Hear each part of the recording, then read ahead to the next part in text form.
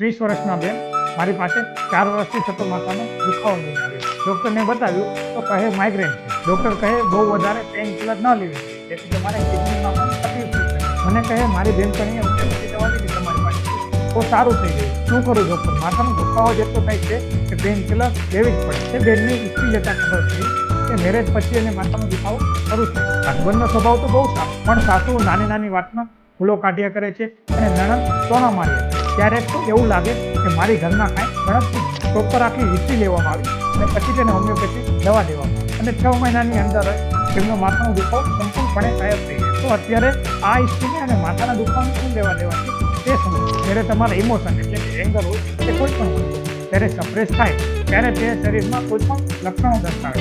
આ બેનને ઘરમાં ગણતરી ન થતી અને તેના લીધે તેમને દુઃખ થતું અને ગુસ્સો આવતો, પણ તે ક્યારેય બતાવી ન શકે. તેના લીધે તેને માઇગ્રેનનો દુખાવો શરૂ થઈ. તો આ વિડીયો આવા જ ઇમોશનલ વ્યક્તિઓને શેર કરો કે જેને માઇગ્રેનનો દુખાવો ઓલરેડી છે.